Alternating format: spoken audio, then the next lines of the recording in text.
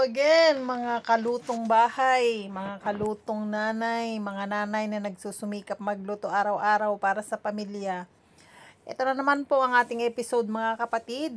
Isa na namang fried rice, apakasimple lang po. Pero I'm sure naman parang special, 'di ba? Ayan. O, 'di ba? Ang sarap, guys. Tara, magluto tayo. Samahan niyo ako sa mga patsambang luto ni Aling Maria Isabel Vlogs.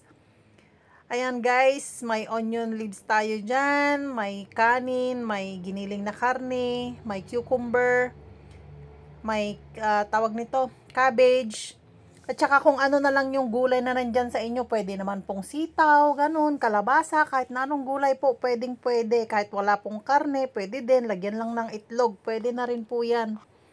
Pero syempre, sa mga amo to, kaya ito po yung isi-share kong luto sa inyo. Kayo na po ang bahalang magdagdag mga kapatid kung ano po yung mga ilalagay nyong sahog. Syempre, inuuna ko ang ating itlog. Itlog non-stop. Syempre, unahin nating iluto yan guys para hindi siya ma-overcook kasi ang mga amo ko ayaw ng overcook na itlog. Pag medyo nanigas na yung itlog, kailangan na natin siyang tanggalin. Tas sa huli na lang natin siya ihalo. Ayan, tinanggal ko na po at ating igisa na po ang ating giniling na karne. May sibuyas bawang po tayo dyan. Igigisa lang po natin ang ating giniling. I-mekos-mekos natin yan ng kaliwat kanan. Paikot-ikot. Bumalik. Kaliwat kanan. Mekos-mekos. Ayan mga kapatid. Kailangan nating dagdagan ng mantika kasi wala na yung mantika kanina sa may itlog. Kunti lang yung nilagay ko. And kunin ko na rin po itong time na to habang nagigisa tayo ng ating karne. Na magpasalamat sa inyong lahat kung sino man po yung mga nagsusubaybay dyan. Sana makakuha kayo ng konting idea kung paano magluto para sa inyong mga anak. Masarap din po itong pambaon ng inyong mga estudyante, ang inyong mga trabahador na asawa o mga trabahador na anak. Napakasimple lang po pero super sarap. 1 meal na siya. Kape na lang ang kulang or tubig. Huwag nang mag-cook kasi hindi siya healthy. Ayan, imikos-mekos lang natin mga kapatid hanggang sa syempre maluto. Mag-brown-brown ng konti. Ayan, bago natin ilagay ang ating gulay. Nilagay ko na po ang ating cucumber, ang ating cabbage, ang ating red bell pepper. Yung may kulay dyan, hindi po carrots yan pero pwede nyo lagyan ng carrots.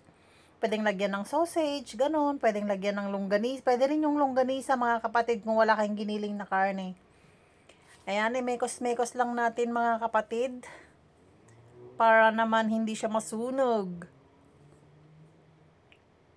Bango-bango.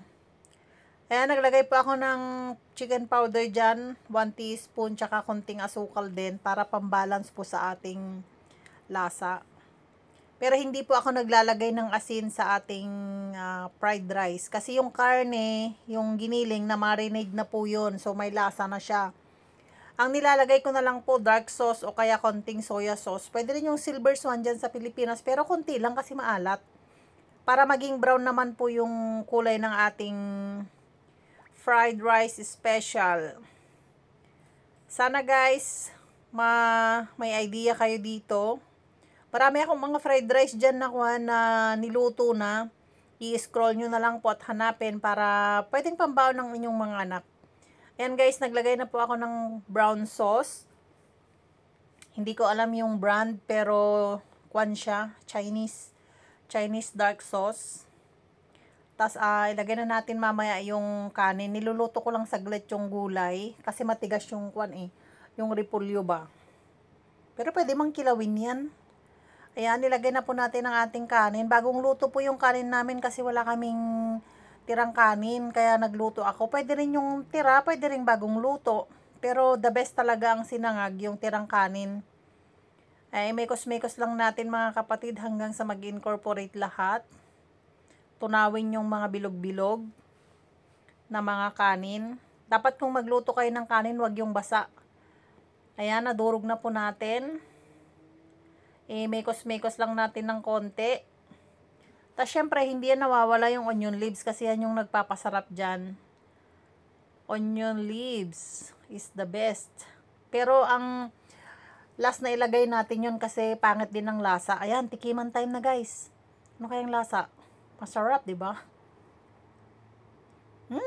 Masarap nga. Okay na yung okay na yung lasa niya. Ilagay na lang natin yung itlog at saka yung ating onion leaves. Yun na lang po yung nasa huli. Then tapos na. Ang bilis lang po. Super bilis lang. Kaya pwedeng pambaon ng mga bata. Ayan, durug-durugin lang natin ang itlog. Syempre, ang ating onion leaves. O yan, done na. Pwede nang kumain, mga kapatid. Thank you so much. Please like, share, and subscribe po. I-marites nyo na lang din sa kapitbahay. Nagdagdag ako ng soya sauce dyan guys kasi medyo kulang sa lasa. So 2 tablespoon pa yung dinagdag ko dyan. So now is okay na. I-marites nyo na lang po sa kapitbahay na may masarap tayong fried rice. Pwedeng pambaon ng kanilang asawa, ng kanilang anak.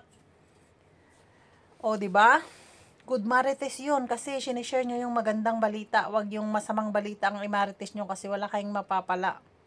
So, mga kamarites dyan, o ano na, luto na kayo. Ayan, ang sarap, oh.